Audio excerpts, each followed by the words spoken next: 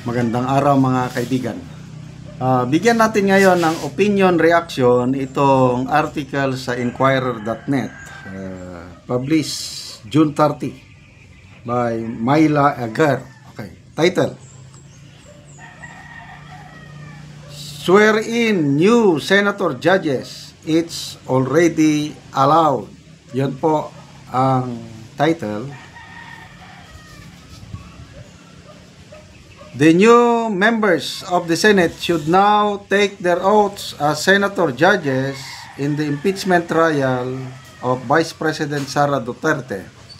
Opposition Senator Risa Hontiveros said on Monday, ngayong araw na ito. Pwede na daw. Kahit sa July 28 pa ang formal opening ng 28th Congress. Ngayon, June 30 pa lang, pwede na daw. Yun ang sabi ni Senator Hontiveros. Sobrang galing eh.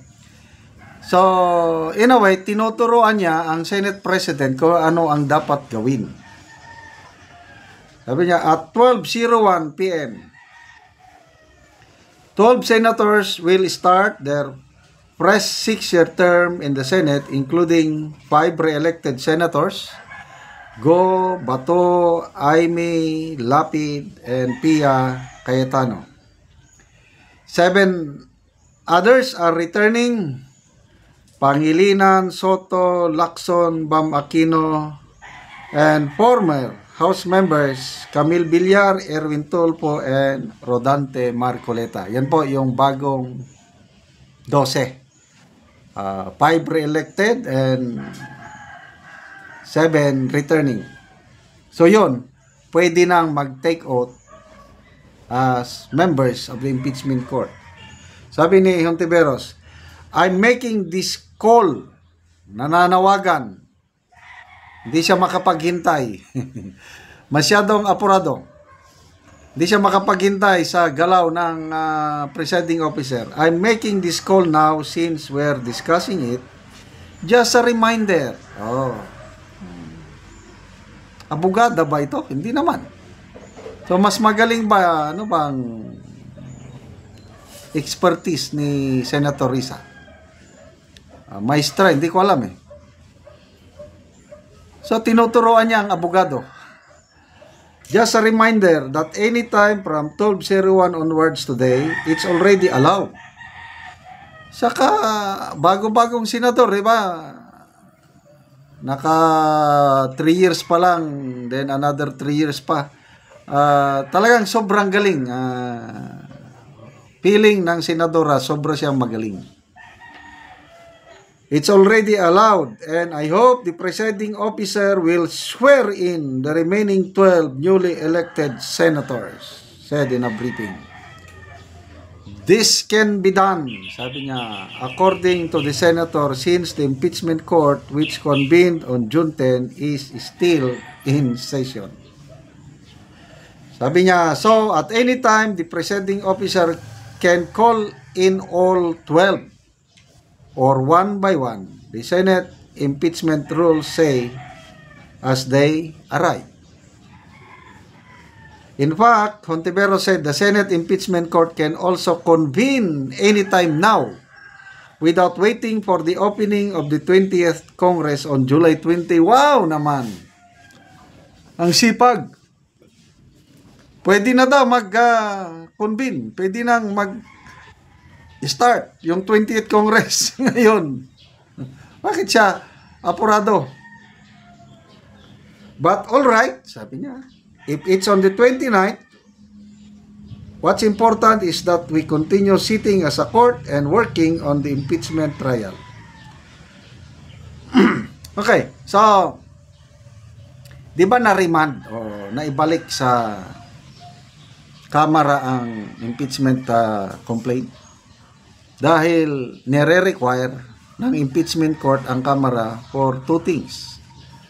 Unang requirement, yung mag-certify ang Kamara na walang na-violate na 1-year ban rule sa Constitution. At yun, nakapag-submit na sila. May isa pang requirement. mag-certify din ang Kamara na ang 20th Congress, ipupurso nila ang impeachment, yung House ba? House. The 20th House of Representatives, ipupurso nila yung impeachment case. That's a requirement. Up to now, hindi pa na-comply ng Kamara. So, gusto nang magsimula, panawagan ni Senator Risa Hontiveros, gusto nang magsimula. Talagang atat na atat.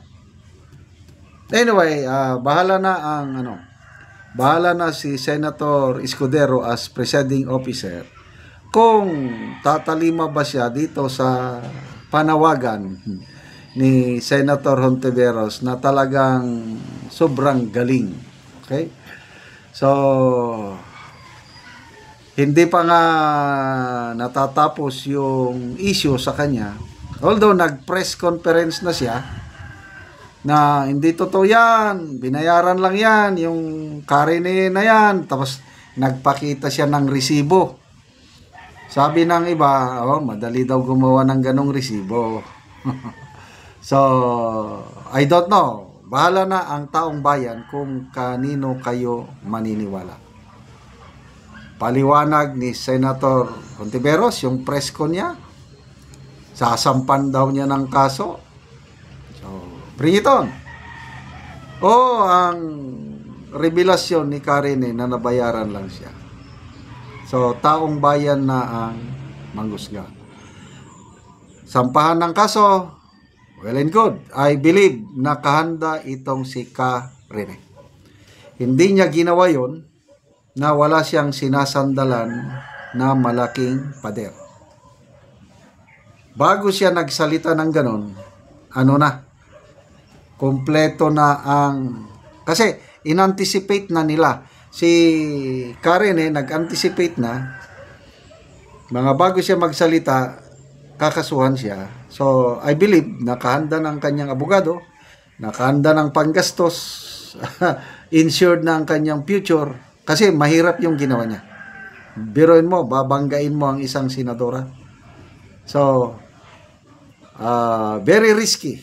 But kung bakit niya ginawa yon, mayroong malalim na dahilan, mayroong malaking tao sa likod ni Karine. So, good luck kay Karine at kay Senator Risa Hontiveros. Okay, salamat mga kaibigan sa inyong pagsubaybay sa ating channel. Nakakatulong kayo ng malaki sa tribong Talandig ng Bukidnon dahil ang income natin sa channel na ito is pantulong natin sa tribo. Namimigay tayo ngayon ng libreng yero at pako para makapagpatayo itong tribo ng mas maayos na tahanan. Panoorin nyo ang video na ito. Muna ni ang mga yero sa ipanghatag sa mga taong kadtong mga nakigpuyo lang o kadtong mga daot na ilang balay o karon muna ni sila ang mga tao.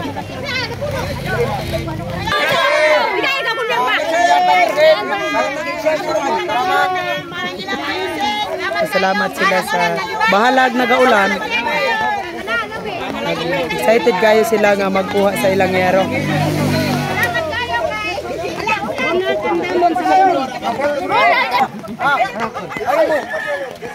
Tagaano mo?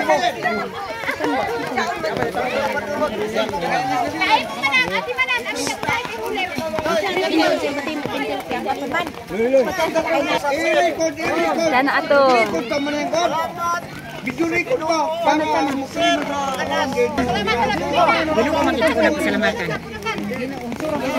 Salamat sa Ginoo.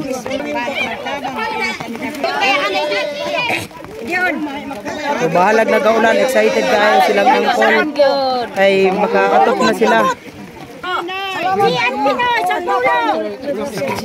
May isog ka man. Kuna ida yan siya. Ay, tama no, sir. Sabaan sila. Tato na buswangan. Muna ni ang balay ni angkol. Makitain nato nga nangahulog na gani ang uban niya iro lata na gid kaayo. Og muna ni ang kadako sa buslot sa balay ni angkol. Nga dagko na gid kaayo. O muna ni ang itsura sa iyang balay so karon nga nagaulan, so natagaan siya gero, so mag-atop na rin si Uncle karon. O nagaulan na nagani ang ilang salog. At sa Ginoo o salamat usab sa nag-sponsor kay akong atop matupan na gyud kay nga buslot na. Oo. Di na mi ulanan. Dili na gid may matuluan. Salamat kayo.